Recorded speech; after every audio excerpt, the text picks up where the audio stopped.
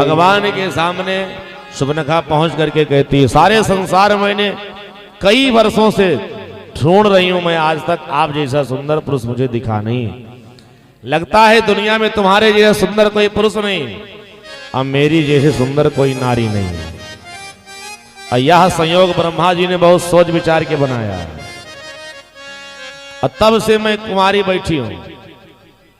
और सच बताएं, सुबनखा कुंवारी नहीं थी। बोले भक्तवत्सल भगवान की। सुबनखा का विवाह हुआ था, भगवान राम के सामने झूठ बोल रही है।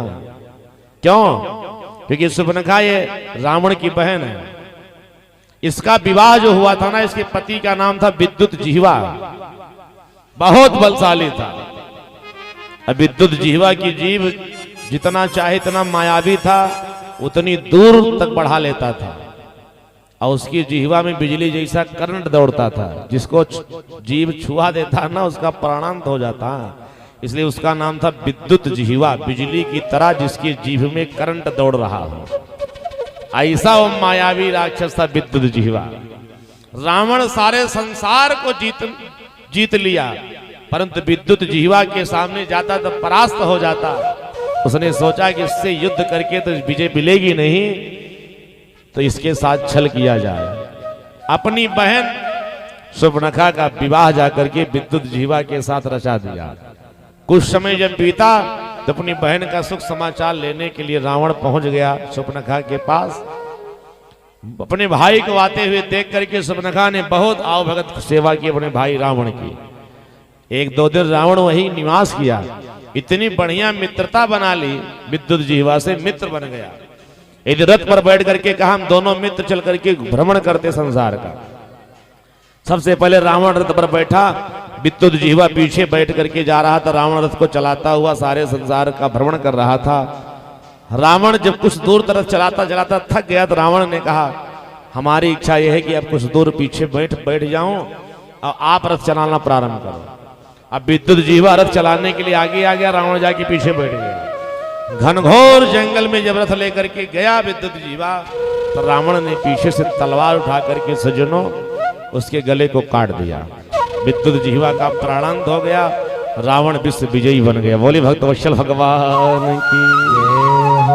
बाद में सुबनखा को पता चला कि रावण ने मेरी मांग के सिंदूर को उजाड़ दिया है, मेरे पति का वध करके मुझे विधवा बनाने का काम किया है। सुबनखा ने संकल्प लिया था कि जैसे मेरी मांग के सिंदूर को रावण ने उजाड़ दिया है ना, ऐसे लंका में जितनी नारियां हैं, जब तक सबके मांग का सिंदूर नहीं मिटा दूंगी तब तक मैं चैन से बैठूंगी नहीं। तो इसलिए भी सुबनखा कहती है कि मेरी जैसी संकल्प लेने वाली कोई नारी इस धरती पर नहीं है। जैसा संकल्प मेरा है कि रावण आज सारे दैत्यों का वध करके मंदोदरी आज जितनी रानियां हैं सबकी मांग का सिंदूर मिटाने का संकल्प मेरा है। हे राम, यही संकल्प आपका भी तो है कि निश्चर ही न करो मही, भुज उठाई प्रण की, सकल मुनिन के आश्रम जाई जाई सुख दी। वही सुबनखा कहती, तुम्हारे समान संसार सागर में कोई पुरुष नहीं जिसने ये संकल्प लिया हो कि दुनिया के राक्षसों का वध करना है और धरती को राक्षसों से विहीन कर देना है। ऐसा संकल्प लेने वाला संसार में और कोई नहीं। और उस संकल्प में सहायता करने के लिए मेरा भी उतने बड़ा संकल्प है कि पूरे लंका के सारे राक्षसों का वध करवा करके और नारियों की मांग को शून्य कर देना, ये मेरा संकल्प है। जो संकल्प आपका वही संकल्प हमारा। संसार में तुम्हारे समान कोई पुरुष नहीं है, तो हमारे समान संकल्प लेने वाली कोई नारी नहीं। कि तुम सम पुरुष नमो सम नारी, तुम सम पुरुष नमो सम नारी, तुम सम पुरुष नमो सम नारी, तुम सम पुरुष नमो सम नारी। यह संयोग विधि रचा विचारी, यह संयोग विधि मेरी इच्छा है कि आपसे विवाह हो जाए। भगवान ने कहा मैं विवाह क्या करूंगा, सीत ही चितई कही प्रभु बाता। मैंने अपने जीवन में एक पत्नी व्रत धारण करने का संकल्प लिया, मेरी पत्नी मेरे साथ है, तुम्हारी ये इच्छा मेरे से पूरी नहीं हो सकती। तो आहा ही कुमार मोर लघु भ्राता, आहा ही कुमार मोर लघु भ्राता। भगवान ने कहा लक्ष्मण जी ये कुमार है। कुछ लोग कहते भगवान ने झूठ बोला। अच्छा ये भी तो इसका भी विवाह हुआ था, इसने भी झूठ बोला था राम जी के साथ। हाँ तब लगे मैं रहा हूं कुमारी मन माना गजु तुम ही निहारी, तब से मैं कुमारी बैठी हूं। तो कुमारी है नहीं, याद रखना। विवाह तो हुआ था ना, तो झूठ बोल रही है। तो भगवान राम ने यहाँ वही ज्ञान लगाया, सठम साठम समाचरे, दुष्टों के साथ दुष्टता का व्यवहार करना ये कोई गलत नहीं, धर्म है। बोली भक्तवत्सल भगवान की।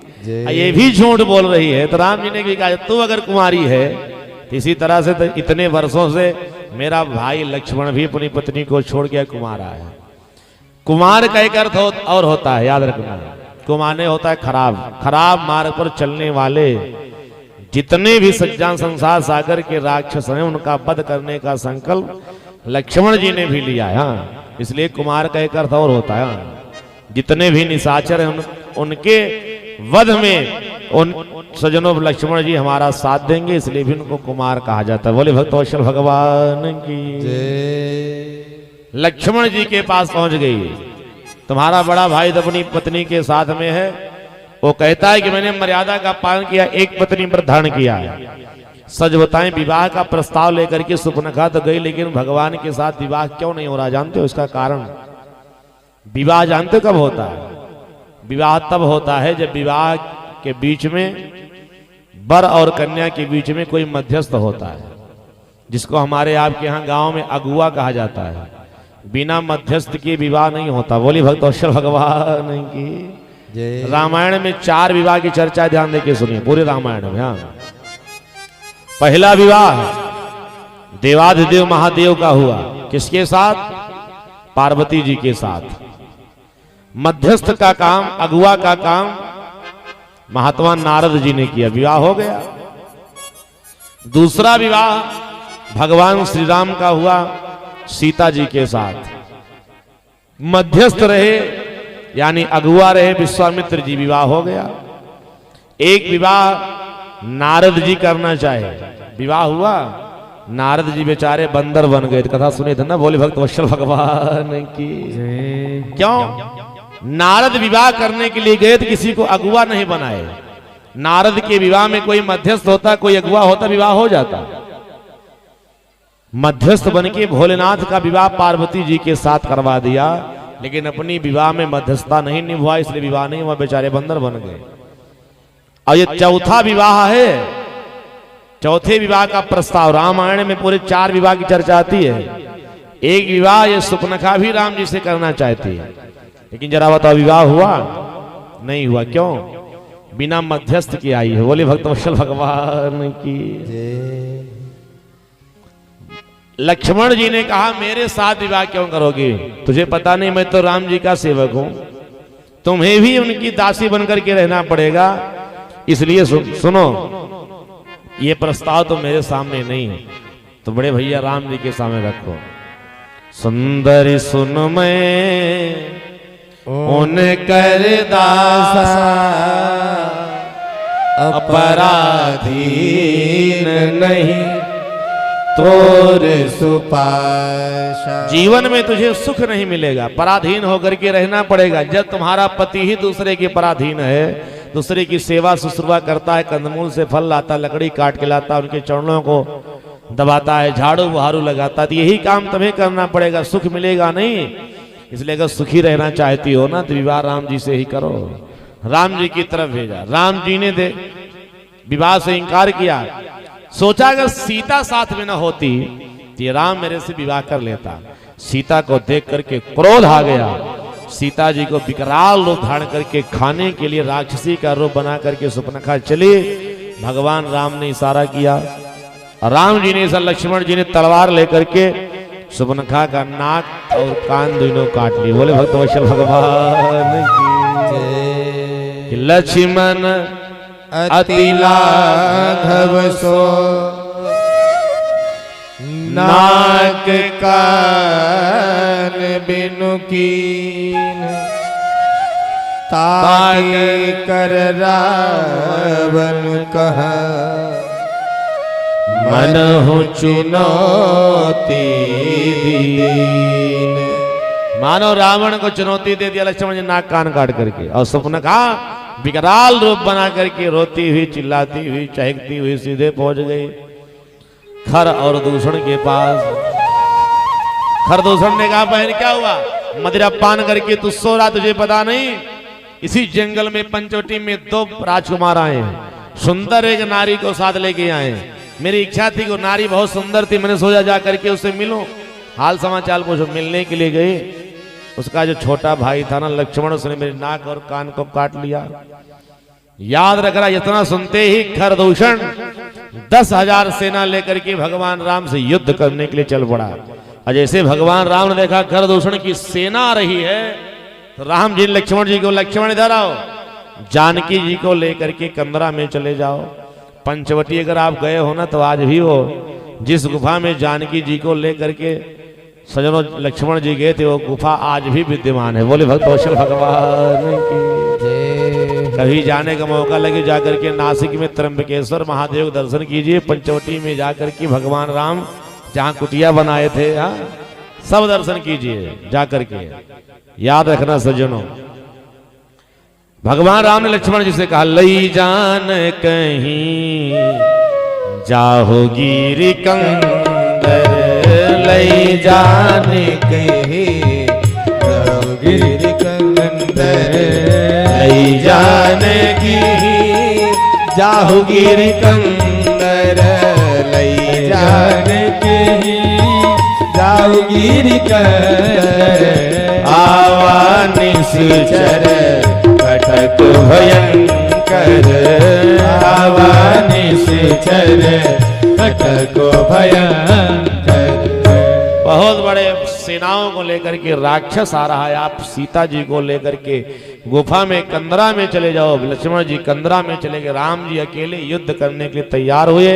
राम जी की सुंदरता देख करके खरदूषण ने कहा ऐसा सुंदर व्यक्ति तो मैंने अपने जीवन मनुष्य देखा नहीं, तुम्हारी सुंदरता देख करके मुझे दया आ रही है, परंतु तू एक बार गलती मान ले, क्षमा मांग ले, अब जीवन में ऐसी गलती कभी नहीं होगी। तुम्हारा वो छोटा भाई आके मेरे चरणों पर गिर जाए तो मैं क्षमा कर दूंगा, परंतु उन्हें बहुत बड़ा अपराध किया है। भगवान राम को बहुत समझाने का प्रयास, लेकिन राम जी से और खरदूषण आज दैत्यों से युद्ध होता है। भगवान राम ने ऐसी माया फेर दी कि एक दूसरे राक्षस को दूसरे राक्षस खरदूषण की तरह ही दिखाई पड़ते थे। एक दूसरे राक्षस में राम का दर्शन होता कि ये राम ही हैं, सब राम समझ करके अपने राक्षसों को ही सजनवाल एक दूसरे को सब लोगों ने मार दिया। खरदूषण का भी भगवान राम ने वध किया।